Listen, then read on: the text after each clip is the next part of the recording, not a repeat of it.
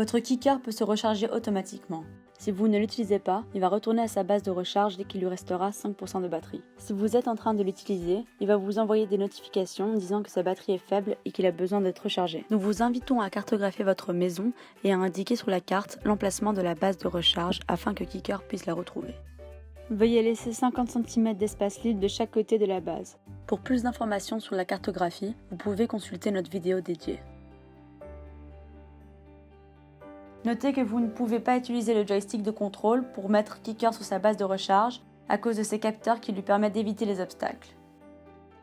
Donc la première étape est d'ouvrir la base de recharge et vérifier que le câble soit bien connecté à une prise électrique.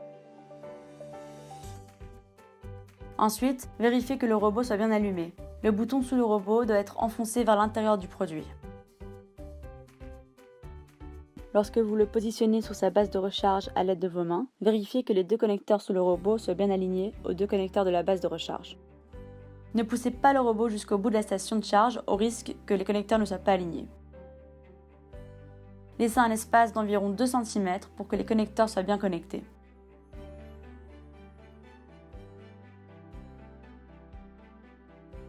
Si vous mettez le robot en charge alors qu'il a encore de la batterie, une lumière verte au-dessus du robot se mettra rapidement à clignoter si vous avez correctement positionné le robot sur sa base.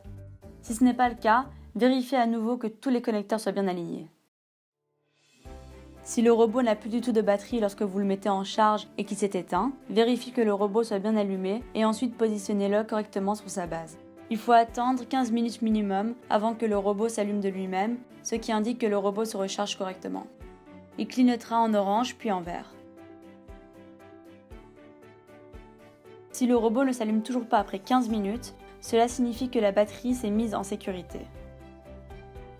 Éteignez d'abord votre robot et positionnez-le correctement sur sa base. Insérez une épingle ou un trombone dans le trou jusqu'à sentir un léger clic. Vous pouvez ensuite le rallumer. Vous pouvez renouveler l'opération si nécessaire. Pour éviter cette opération, n'attendez pas que le robot s'éteigne pour le recharger.